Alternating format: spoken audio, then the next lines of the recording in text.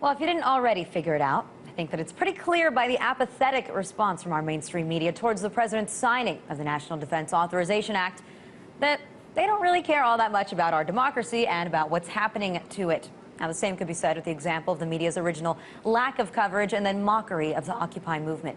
But if you turn the tables, if you remember the coverage of the Arab Spring, of Tahrir Square, well, there you'd get the impression that there's nothing that they want more than for all the people of the world to live in freedom and equality.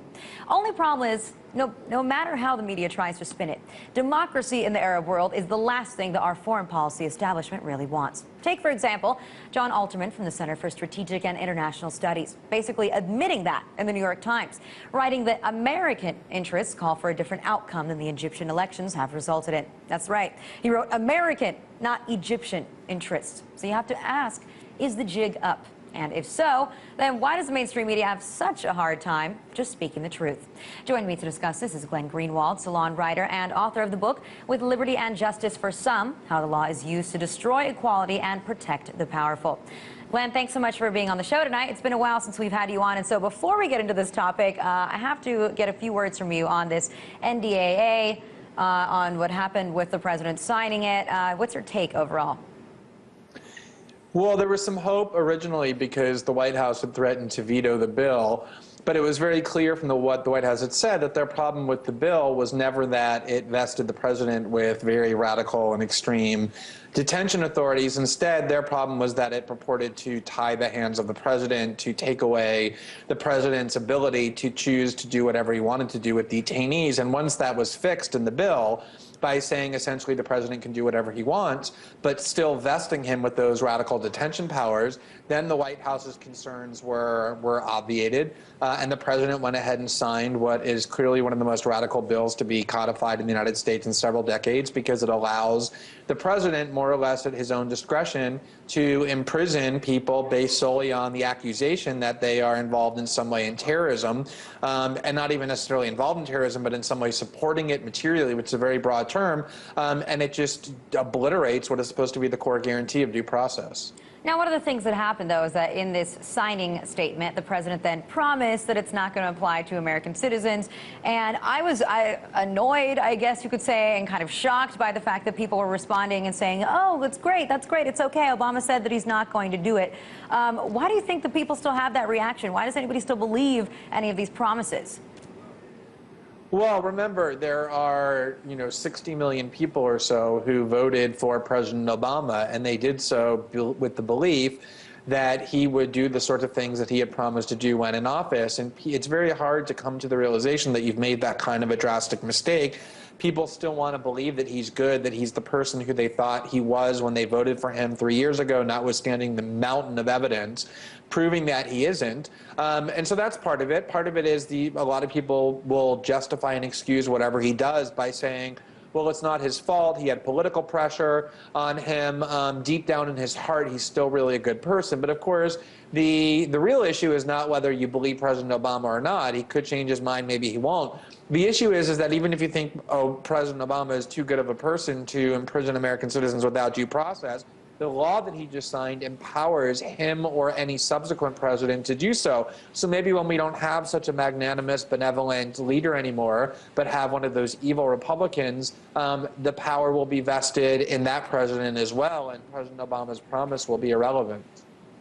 Well, so if you look at the way that the mainstream media has covered this, and I mean, we would think, the media hasn't been going after him at all for the National Defense Authorization Act, something that really is an erosion of our democracy, of our rights here. And yet, when it comes to what's been going on, or what was going on in the Arab Spring, right, when it came to Tunisia or to Egypt, our mainstream media was cheering for democracy, forgetting about the fact that perhaps we may have supported some of these leaders for decades, but suddenly we support the people. So how do you, counter those two things? Well, one of the ways that American exceptionalism is preserved is by constantly condemning other countries, urging citizens in our country by saying, oh, look over there at the tyranny taking place in the Middle East or in China or in Russia or in a whole variety of other countries, averting our eyes from what our own government is doing. That's a very important tactic propagandistically that the U.S. government uses to obscure its own acts. And I can't even begin to tell you how often it is that whatever it is that the American media is condemning other governments for doing is something that the United States government does at least as much, if not more so. I mean, I remember the huge brouhaha that took place when Iran imprisoned one journalist, an American-Iranian journalist, and that became a major cause célèbre in the United States. How could the Iran possibly imprison journalists? The same thing happened when North Korea imprisoned two Korean-American journalists, and yet the United States imprisoned numerous journalists for not a couple months, but for many years, including in Guantanamo, without a whiff of due process. Al Jazeera cameraman, Reuters photojournalist, and others. And you can barely find the name of those individuals if you search databases of American media, because the American media loves to inveigh against the tyranny elsewhere and ignore the tyranny at home. And this indefinite detention bill is a perfect example of other countries. If Iran or if Russia or if China had passed a bill like this, the American media would be horrified and outraged, but our country does it, and it basically gets ignored. But you have to say that in some way the American media must try to follow suit, right? They bring on these experts from the establishment here in Washington, D.C., and you mentioned this piece that in the New York Times where basically he said, well, Egypt's elections didn't work out for American interests. So does that mean that the jig is up, that people are finally starting to be honest about it, to say that we don't like what's going on in the Arab Spring or what the results are of it because it's not good for the U.S.?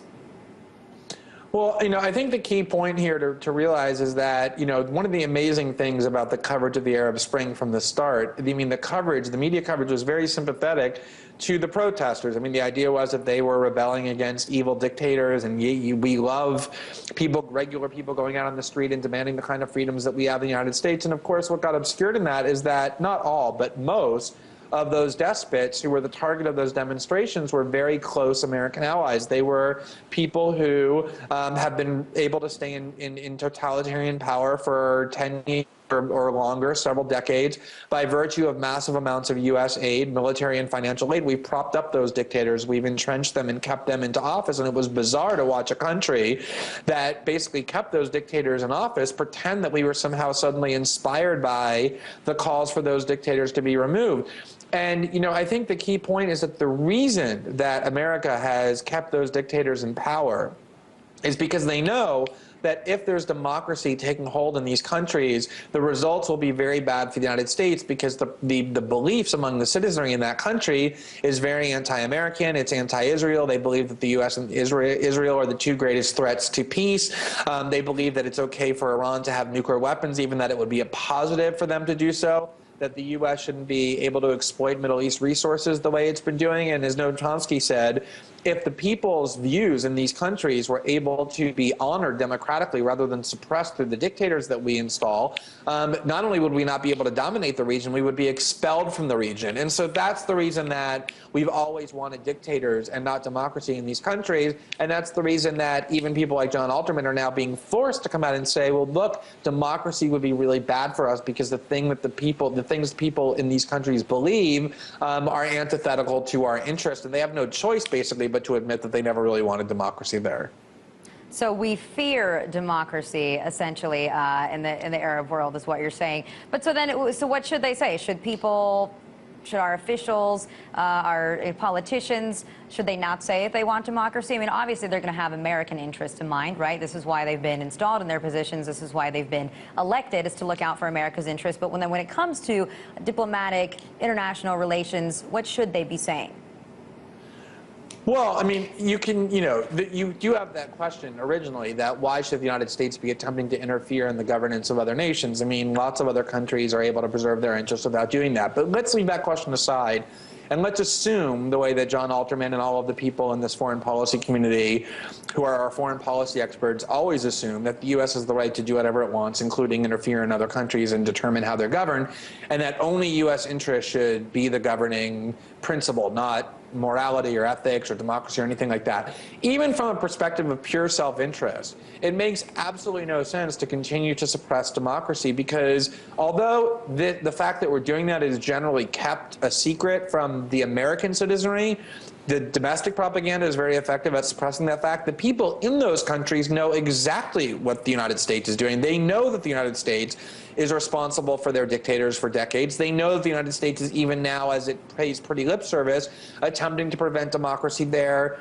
as well. And what that does is it increases levels of anti-Americanism even higher than what they already are, which makes sense. I mean, if a certain population knows that there's a foreign power preventing them from living freely and autonomously, of course that citizenry is going to hate and resent that foreign country from doing that. So the more that we impede democracy, the worse it ultimately becomes for the United States, because the more anti-American sentiment there is in these citizenries, and we can only suppress democracy for so long. Eventually, they're going to have their say, and when they do, the behavior that we've engaged in and continue to engage in, preventing them from living freely and democratically, is really going to come back to haunt us, and the longer we do it, the worse it's going to be. Well, definitely something that needs to be said, or you're right, eventually the consequences will not be good. Glenn, thank you so much for joining us tonight. Always a pleasure. Thanks for having me.